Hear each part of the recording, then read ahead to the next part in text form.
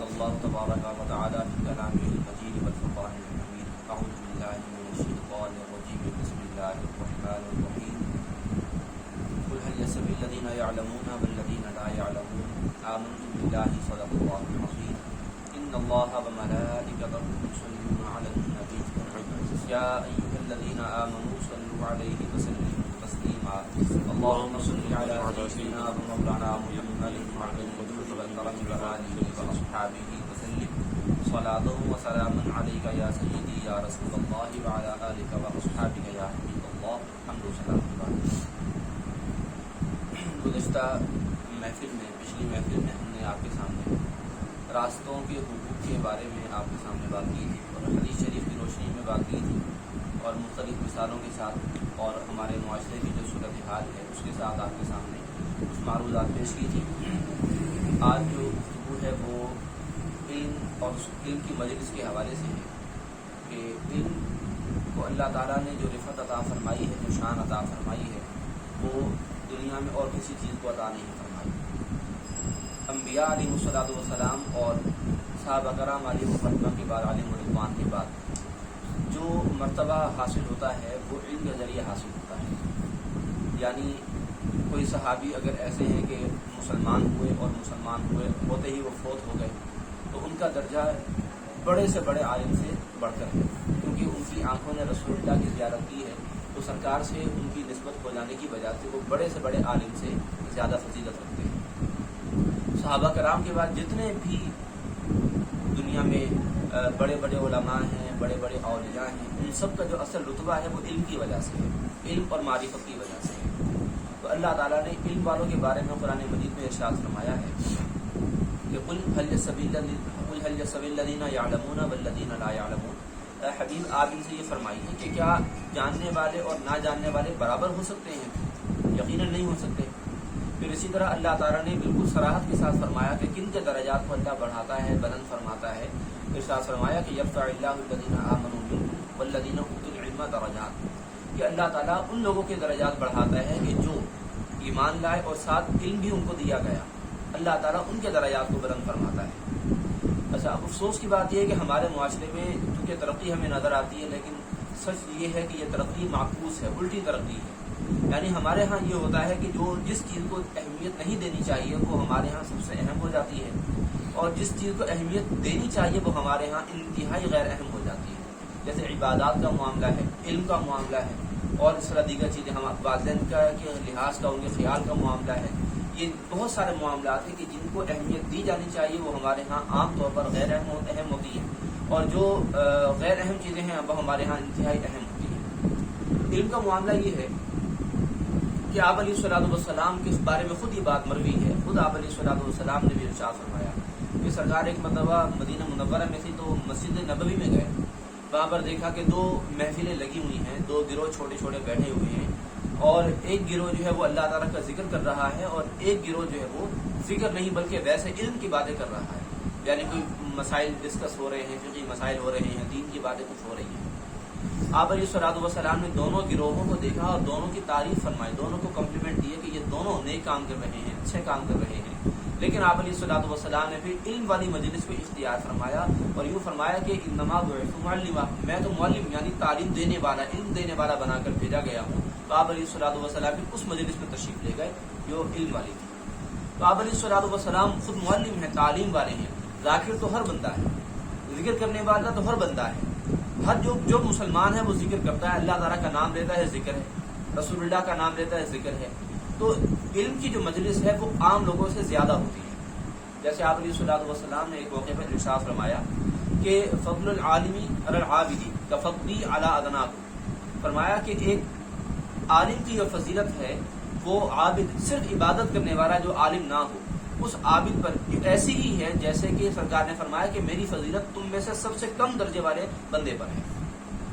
یعنی قوم کا جو سب سے کم درجے کا بندہ ہوتا ہے اس کے مقابلے میں عالم کی یہ حیثیت ہے جیسے آپ علیہ السلام کی حیثیت سب سے کم درجے والے صحابی کے لیے ہے. صحابہ ہمارے اعتبار سے تو برابر یعنی بہت اونچے درجے کے ہیں، لیکن یہ سرکار نے جو درجات کی ترتیب جو فرمائی ہے اپنے اعتبار سے فرمائی. سرکار تو فرما سکتے ہیں ہمارے لیے تمام صحابہ کی جو عزت اور عظمت ہے وہ برابر ہے. یہ الگ بات ہے کہ جو شرعی ترتیب ہے وہ دیگر اعتبارات سے ہے، لیکن بنیادی طور پر صحابیت کے اعتبار سے سارے صحابہ ہمارے نزدیک محترم مکرم برابر ہیں صحابیت کے میٹر کے اندر. تو سرکار نے یہ جو گریڈنگ فرمائی ہے کہ سب سے کم درجے والا جو ہے وہ اس کے اوپر میری فضیلت ہے، تو یہ آپ علیہ السلام نے اپنی شان کے اعتبار سے ارشاد فرمائی. بہرحال تو سرکار نے یہ عالم کی فضیلت بیان کی جو علم والا ہے، تو علم کی بات فرمائی ہے جو علم رکھتا ہو. اب عالم کون ہے؟ عالم ہمارے عرف میں تو یہ سمجھا جاتا ہے یا عام طور پر یہ سمجھا جاتا ہے کہ جس نے باقاعدہ درس نظامی کیا ہو وہ عالم کہلاتا ہے. اور حقیقت یہی ہے کہ عالم وہی ہے کہ جو ضروری علوم ہیں، شرعی علوم ہیں، جن کے ذریعے سے قرآن اور احادیث تک پہنچا جائے اور ان کو پڑھ کر ان کو سمجھ کر ان سے احکام کو سمجھا جائے، نکالا جائے اور پھر آگے بیان کیا جائے. جو بندہ ایسے علوم حاصل کر لے تو وہ عالم کہلاتا ہے. لیکن دیکھا جائے لفظی اعتبار سے عالم کا لفظی معنی ہے جاننا، اس کا لنگول معنی ہے جاننا. کوئی بات علم میں آ جائے وہ عالم ہے. اگر کسی شخص کے پاس کسی بات کے حوالے سے علم موجود ہے تو وہ عالم ہے. لیکن علامہ جس طرح ہمارے خاص ایک ٹرمنالوجی چلتی ہے، ایک خاص ٹرم ہے، اس اعتبار سے وہ عالم نہیں ہے. تو ایک عالم اپنے یعنی کسی بندے نے تھوڑی سی بات بھی جان لی اور وہ اس پر عمل بھی کرتا ہے تو وہ اپنے سے کم علم رکھنے والے بندے پر فوقیت رکھتا ہے. اللہ تعالیٰ نے اس کو پیورٹی دی ہے، اللہ نے اس کو سپیریئر رکھا ہے اس کے اوپر. لیکن یہ جو پیورٹی ہے یہ اس اعتبار سے ہے کہ بندہ عمل کرتا ہے تو اللہ تعالیٰ کے لیے کرتا ہے، اخلاص کے ساتھ عمل کرتا ہے تو اللہ تعالیٰ کے ہاں وہ مقام پاتا ہے. ہمارے ہاں آپ دیکھیے کہ جیسے مساجد کے اندر دروس ہوتے ہیں، درس ہوتے ہیں، درس قرآن بھی ہے، درس حدیث بھی ہے. اسی طرح جمعے کے دن جو بیان کیا جاتا ہے، خطاب ہوتا ہے. اسی طرح عام محافل میں جو خطاب ہوتا ہے، بیان ہوتا ہے. تو ہمارے ہاں انتہائی افسوسناک یہ ایک رویہ پایا جاتا ہے کہ ہم جو دروس ہوتے ہیں ان میں تو ہماری شرکت عام طور پر بہت ہی کم ہوتی ہے. یعنی مثال کے طور پر کیونکہ عام طور پر نمازوں کے بعد درس ہوتے ہیں، مغرب کے بعد یا ظہر کے بعد یا کسی بھی نماز کے بعد ہوتا ہے. تو اب نماز میں بالفرض اگر 200 افراد موجود ہیں تو درس کے اندر گنے چنے افراد بیٹھیں گے. یعنی اگر آپ ان کی گنتی کریں تو آپ کو 50 سے زیادہ نہیں ملیں گے. یہ بھی آپ کو بہت زیادہ مارجن رکھ کے آپ کو بتا رہے کہ 50 افراد سے زیادہ نہیں ملیں گے، ورنہ 15-20 افراد 25-30 افراد ہوتے ہیں، باقی سارے کے سارے وہاں چھوڑ کے چلے جاتے ہیں. یاد رکھیے صرف نماز پڑھنے کا جتنا ثواب ہے نا، نماز کے ساتھ اس کے بعد بیٹھ کر دین کی باتیں سیکھنے کا جو ثواب ہے وہ خالی نماز سے کئی گنا زیادہ ہو جاتا ہے. ثواب بھی زیادہ ہوتا ہے اور اس کا فائدہ بھی بہت زیادہ ہوتا ہے. کیوں؟ کیونکہ علم کی وجہ سے ہمارے اندر جو اللہ تعالیٰ کی طرف سے ترقی اور برکت حاصل ہوتی ہے وہ اور چیزوں سے حاصل نہیں ہوتی. عام نماز میں پڑھیں، نماز بھی آپ جانتے ہیں کہ ہمارے ہاں عام طور پر کس طرح پڑھتے ہیں. کیوں؟ کیونکہ نماز پڑھنے کا علم ہی نہیں ہے، تعلیمات ہمیں ہوتی ہی نہیں ہے، علم ہی نہیں ہوتا ہمیں. تو اگر ہمیں علم ملے گا اس کے بعد ہم عبادت کریں گے تو پھر ہمارا جو مقام اللہ تعالیٰ کی بارگاہ میں ہوگا پھر وہ حدیث شریف کی مصداق ہو جائے گا.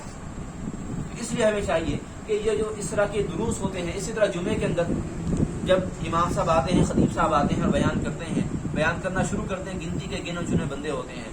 اب آپ جانتے ہیں کہ جو بیان کرنے والے ہوتے ہیں وہ تیاری کے ساتھ آتے ہیں، ان کے ذہن میں خاص موضوع ہوتا ہے، اس کے لیے وہ خاص مواد وہ کتابیں کھنگالتے ہیں، وہ تیاری کرتے ہیں اور وہ اس کے بعد آ کے بیان کرتے ہیں. وہ تیاری کس کے لیے کرتے ہیں؟ وہ تیاری ہمیں بتانے کے لیے کرتے ہیں کہ لوگ آئیں گے، عوام آئے گی، محلے والے آئیں گے، نمازی آئیں گے، ہم ان کو دین کی بات بتائیں گے. لیکن جب وہ ممبر پہ آتے ہیں تو سامنے بندہ ہی کوئی نہیں ہوتا، اللہ قلیل، بہت تھوڑے 5-7 بندے بمشکل ہوتے ہیں، وہ آ کے بیٹھ جاتے ہیں. باقی بندے بڑے آرام سے ٹہل کے سکون سے آ رہے ہوتے ہیں. یہ عام طور پر ہمارے یہاں رویہ ہے. اس سے دوری کا جو نتیجہ ہے پھر ہمارے معاشرے میں آپ دیکھ لیجئے کہ یہ غیر سنجیدگی ہمیں پھر کتنی گمراہی کی طرف اور خرابیوں کی طرف معاشرے میں عملی اعتبار سے خرابیوں کی طرف لے جاتی ہے. آپ علیہ الصلوۃ والسلام نے ارشاد فرمایا، حدیث شریف کا مفہوم ہے کہ اذا مررتم بطریق فارتعوا ریاض الجنہ یا فارتعوا بریاض الجنہ. قالوا وما ریاض الجنہ یا رسول اللہ صلی اللہ علیہ وسلم؟ قال مجالس العلم. فرمایا آپ علیہ الصلوۃ والسلام سے کہ جب تم کسی راستے میں جاؤ تو کسی راستے سے گزرو تو تم جنت کی کیاریوں سے کچھ چر لیا کرو. صحابہ نے عرض کیا رسول اللہ صلی اللہ علیہ وسلم، یہ جنت کی کیاریاں کیا ہیں؟ آپ علیہ الصلوۃ والسلام نے فرمایا مجالس علم، علم کی مجلسیں. یعنی تمہیں کہیں پتہ چلے کہ آج کہیں محفل ہے، آج کہیں علمی بیان ہونا ہے، کوئی گفتگو ہونی ہے، علم کی باتیں بتائی جانی ہیں، تو وہاں پر چلے جانا چاہیے. تھوڑی ہی دیر کے لیے بیٹھ جائیں، بیٹھیں ضرور اور وہاں سے کچھ بات سن کر اور سیکھ کر نکلیں. یہ آپ علیہ الصلوۃ والسلام نے ہمیں سکھایا ہے. ہم عام طور پر تعلیم حاصل کرتے ہیں، دنیاوی تعلیم بھی، دینی تعلیم بھی. عام طور پر خاص طور پر جو دنیاوی تعلیم ہے، کیا ہوتا ہے جی کہ ہم یہ تعلیم حاصل کریں گے اور ہمیں کوئی اچھی جاب مل جائے گی، یا ہم اس کے بہا پر کوئی اچھا کاروبار ہم کھول لیں گے۔ ہمارے ہاں عام طور پر تعلیم کا جو مقنع نظر ہوتا ہے، رزلٹ ہوتا ہے، ریزلٹنٹ کیا ہے جی کہ ہم نے کام کرنا ہے اور ہمیں پیسہ کمانا ہے۔ تو پھر ہمارے یہاں کیا ہوتا ہے کہ وہ زبان کا رٹا ہمیں کام آ رہا ہوتا ہے، امتحانات میں کامیاب ہوتے ہیں، نمبر اچھے ملتے ہیں اور ہمیں اچھی جگہ جاب مل جاتی ہے اور پیسے ہم حاصل کر لیتے ہیں، لیکن ہماری ذہنی سطح اس سے بھی کئی درجے نیچے چلی جاتی ہے۔ کیوں؟ اس لیے کہ ہم نے تعلیم حاصل کرنے کے دوران اپنی ذہنی ترقی کی طرف توجہ ہی نہیں دی۔ کچھ وقت پہلے تک آپ نے اگر پرانے لوگوں کو دیکھا ہو یا اگر آپ نے پرانے لوگوں کے حالات پڑھے ہوں تو پرانے لوگوں کے اندر آرٹس کی تعلیم کا بہت زیادہ رواج تھا، بہت زیادہ اہمیت تھی، اور ایسے لوگوں کو کالجز کا جو ہے وہ کوئی کسی کو پرنسپل بنایا جا رہا ہے، کوئی کسی کو بڑا کوئی انچارج بنایا جا رہا ہے، یونیورسٹیز کے اندر بھی ایسا رواج تھا آرٹس کے بندوں کو۔ لیکن آج حال کیا ہے؟ آج حال یہ ہے کہ جس نے کوئی سائنس کی تعلیم حاصل کی ہوئی ہے یا کامرس کی تعلیم حاصل کی ہوئی ہے اور وہ اس کو ایک تجربہ ہو گیا ہے تو اس کو کالجز کا یا یونیورسٹیز کا بڑا بنایا جاتا ہے۔ تو جو آرٹس والے بندے ہوتے تھے ان میں ہوتا کیا تھا؟ اس کے اندر ان کو پڑھایا جاتا تھا سیوکس، یعنی شہری زندگی کس طرح آپ نے گزارنی ہے۔ اسلامیات پڑھائی جا رہی ہے کہ اس کے اندر کس طرح زندگی گزارنی ہے۔ آج کی اسلامیات اور اس وقت کی اسلامیات آپ کمپیریزن کر کے دیکھ لیجئے، آپ کو بہت زیادہ فرق نظر آئے گا۔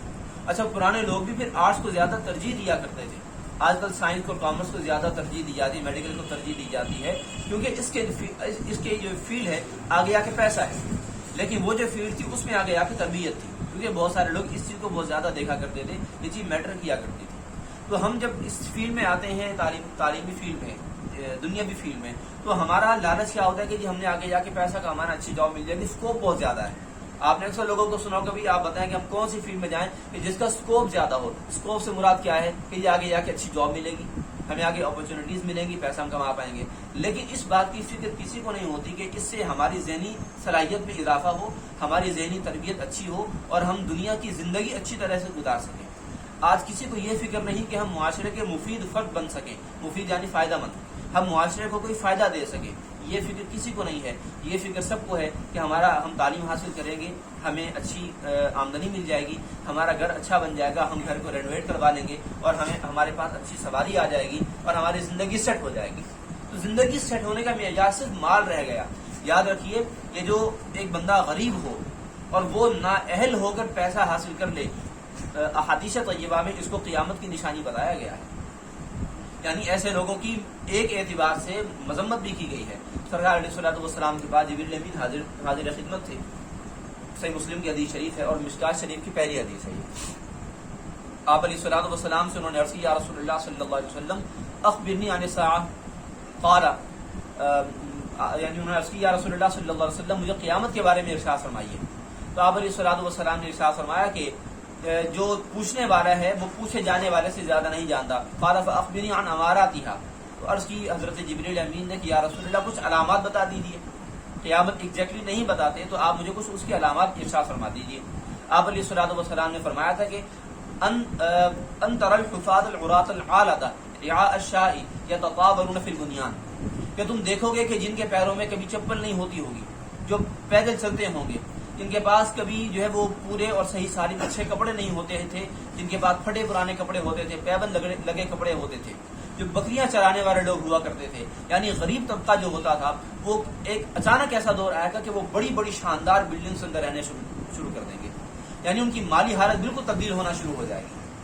تو یہ آپ علیہ الصلوۃ والسلام نے جہاں کچھ لوگوں کو خوشحالی کی ایک طرح سے اشارتاً خوشخبری دی ہے، وہاں پر ایک پہلو یہ بھی نکلتا ہے کہ جو لوگ پیسہ کے اہل نہیں ہیں وہ پیسہ حاصل کر لیں گے، یعنی پیسہ کے اہل نہ ہونے کا مطلب یہ ہے کہ پیسہ اگر کسی کے پاس آئے تو اس کے اندر جذبہ یہ ہونا چاہیے کہ میں اس کو اللہ کی راہ میں خرچ کروں، اور میں پیسے کے بہا پر دنیا کے سامنے تکبر نہ کرتا پھروں، میں پیسے کے بہا پر دنیا کے سامنے شوبازی نہ کروں، اور میں دنیا کے سامنے جو ہے وہ جو دولتی پن ایک طرح سے ہوتا ہے نودولتی پن ہوتا ہے، وہ دنیا کے سامنے نہ دکھاؤں، وہ نہ کروں میں۔ لیکن لوگ کیا کرتے ہیں کہ پیسہ نیا آیا تو وہ آپ دیکھتے ہیں کہ کیسے پھر ان کی زندگی بدل جاتی ہے، کیسے ان کے رنگ ڈھنگ چال ڈھال بدل جاتی ہے۔ تو ایسے اعتبار سے اس اعتبار سے آپ علیہ الصلوۃ والسلام نے مذمت فرمائی ہے کہ جن لوگوں کو پیسے کی اہمیت کا نہیں پتا ہوگا، مال کی اہمیت کا نہیں پتا ہوگا، اور وہ مال حاصل کرنے کے اہل نہیں ہوں گے، وہ اس طرح مال حاصل کر لیں گے اور بڑی بڑی بلڈنگز میں وہ رہیں گے۔ تو ہمارے ہاں یہ ہوتا نا کہ پیسہ آ گیا تو ہم نے اب یہ کرنا ہے کہ ہماری زندگی سیٹ ہو جائے، ہمارا معیار یہی ہوتا ہے۔ یاد رکھیے علم سب سے بڑی دولت ہے. آپ علیہ الصلوۃ والسلام اگر مال اتنی بڑی چیز ہوتی آپ علیہ الصلوۃ والسلام کبھی بھی فقر کو اختیار نہ فرماتے.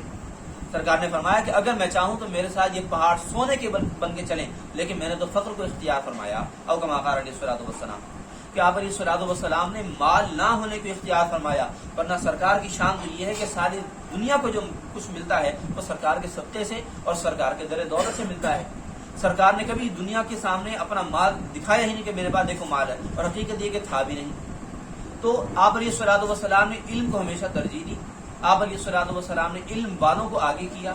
سرکار علیہ الصلوۃ والسلام نے ہمیشہ علم والوں کی حوصلہ افزائی کی. آج ہمارے ہاں کن لوگوں کی حوصلہ افزائی ہے؟ مال والوں کی. کوئی بڑا بندہ آتا ہے بھائی اس کو اچھی جگہ دے دو بیٹھنے کے لیے، حتیٰ کہ مسجد کے اندر بھی اچھے لوگوں کو جگہ دی جائے. نہیں معلوم کہ یہ بندہ جاہل ہے، کچھ پڑھا لکھا ہے یا نہیں ہے. بڑی بڑی سیٹس پہ کون بیٹھ جاتے ہیں؟ جو بظاہر مال والے ہوتے ہیں، جو بڑے کاٹن کے سوٹ میں آ کے بن ٹھن کے بیٹھے گا، پھر اس کو اتنا اچھی جگہ دیتے ہیں بیٹھنے کے لیے. یہ کوئی معزز بندہ لگ رہا ہے. بھائی عزت ہر ایک کی ہو، عزت کی جائے، لیکن جو گریڈنگ ہے اس کے اندر ہمیں توجہ کرنی چاہیے کہ جو خاص طور پر اہل علم ہیں ان کے لیے زیادہ اہتمام ہونا چاہیے، لیکن ہمارے عام طور پر نہیں ہوتا. آپ علیہ الصلوۃ والسلام نے ہمیشہ جو علم والے ہیں اور سمجھدار لوگ ہیں ان کو آپ علیہ الصلوۃ والسلام نے قریب کیا ہے. ایک حدیث شریف میں آپ علیہ الصلوۃ والسلام نے نماز کے حوالے سے ارشاد فرمایا کہ لَيَلِيَنِّي أُولُو النُّهَىٰ وَالْأَحْلَامِ او کما قال علیہ الصلوۃ والسلام کہ میرے قریب نماز میں وہ لوگ آیا کریں، میرے یعنی پہلے صف میں، اور قریب وہ لوگ ہوا کریں کہ جو سمجھدار ہیں، عقل مند ہیں. وہ لوگ میرے سامنے اور میرے قریب رہا کریں تاکہ نماز کے بعد جب کبھی میں مسائل بیان کروں تو جو سمجھدار لوگ ہیں ان کو آگے جگہ ملے گی، وہ میری بات براہ راست سنیں گے، صحیح طرح سمجھ پائیں گے اور بعد والے لوگوں کو بتا پائیں گے. یا علیہ الصلوۃ والسلام نے ان لوگوں کی اہمیت بیان کی ہے.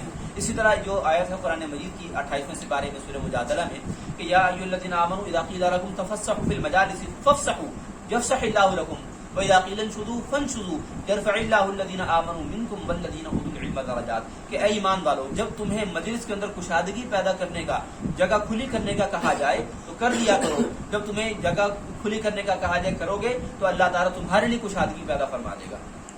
اور اس آیت کی تفسیر میں امام بغوی نے اور امام قرطبی نے روایات بیان کی ہیں کہ یہ اصل میں اس وجہ سے نازل ہوئی کہ آپ علیہ الصلوۃ والسلام جب مجلس لگایا کرتے تھے علم کی، جب آپ بیٹھا کرتے تھے تو کچھ صحابہ کرام جیسے خاص طور پر بدری صحابہ کرام غزوہ بدر میں شریک جو صحابہ کرام علیہ رضوان تھے جن کی زیادہ فضیلت ہے اسلام میں صحابہ کرام میں، تو وہ جب آتے تھے وہ جگہ کھلی کرنے کا کہا کرتے تھے تو صحابہ کرام ان کے لیے جگہ کھلی کر دیا کرتے تھے. اور کبھی ایسا ہوتا کہ جب وہ آتے جگہ بالکل پیک ہوتی، پیک ٹو پیک وہ مجلس ہوتی اور وہ جگہ کھلی کرنے کا کہتے تو بہت مشکل ہوتی. آپ علیہ الصلوۃ والسلام کے صحابہ سے کہتے کہ کسی طرح جگہ کشادہ کرو اور ان فضیلت والے لوگوں کو، علم والے لوگوں کو آگے لے کر آؤ، ان کو آگے میرے قریب لا کر بٹھاؤ. اس موقع پر اللہ تعالیٰ نے پھر یہ آیت نازل فرمائی کہ علم والوں کو ہمیشہ آگے جگہ دینی چاہیے، علم والوں کو ترجیح دینی چاہیے.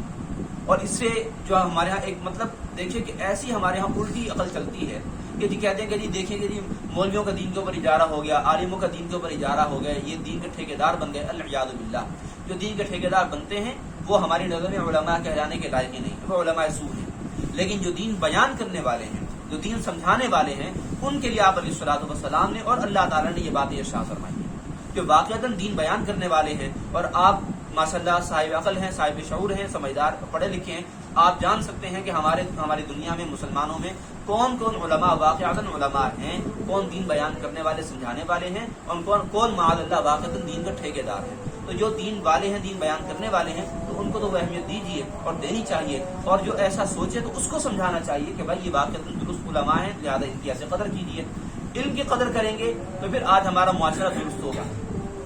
ناسا آج بھی جب کبھی اپنا اسپیس مشن بھیجتا ہے تو یہ اپنے ملک کے کسی ایک پروفیسر کو، ہر مشن کے لیے ایک پروفیسر کو جو ان کے کالج میں پڑھانے والا ہے، یونیورسٹی میں پڑھانے والا ہے، اس کو اس مشن پہ ضرور بھیجتے ہیں. وہ کسی بھی شعبے کا ہو، یہ ضروری نہیں کہ وہ سائنس کا ہو، ایسٹرونامی کا ہو، نہیں، یہ ضروری نہیں ہے، بلکہ وہ کسی بھی شعبے کا ان کے پروفیسر ہو، چاہے انگلش کا ہی کیوں نہ ہو، وہ اس کو ضرور اپنے اس مشن پہ بھیجتے ہیں. کیوں؟ وہ اپنے علم کو اہمیت دیتے ہیں، تعلیم کو اہمیت دیتے ہیں. تو آج ان کا جو نظام ہے کتنا مضبوط ہے، کتنے ان کے ہاں مطلب بڑی بڑی ریسرچز آتی ہیں، اور کس طرح ان کے ہاں یونیورسٹیز میں اسٹوڈنٹس کی تعداد بھری ہوتی ہے، دنیا بھر سے ان کے ہاں جا رہے ہوتے ہیں. اللہ تعالی ہم سب کو علم اور علماء کی قدر کرنے کی توفیق عطا فرمائے اور ہمیں ہمارا کھویا ہوا وقار عطا فرمائے، اور ہمارا کھویا ہوا جو ہمارا مٹا ہوا وہ وقار ہے اللہ تعالیٰ اس کو بحال فرمائے، اور ہمیں دوبارہ ہمارے معاشرے کو دوبارہ علم کی وہ دولت عطا فرمائے، ذہنی معیار اونچا کر دے تاکہ ہم دین کی باتیں سنیں اور سمجھ سکیں، آگے بیان کر سکیں۔ اور سب سے پہلے ہمارے ذہن کو مثبت ہونا، پازیٹیو ہونا ضروری ہے تاکہ ہم دین کے معاملات کو صحیح طرح سمجھیں، اور بیان کرنے والوں کو بھی ہم وہی رتبہ دیں، وہی اہمیت دیں جو آپ علیہ الصلوۃ والسلام نے بیان کی ہے۔ وما توفیقی الا باللہ علیہ توکلت و الیہ انیب۔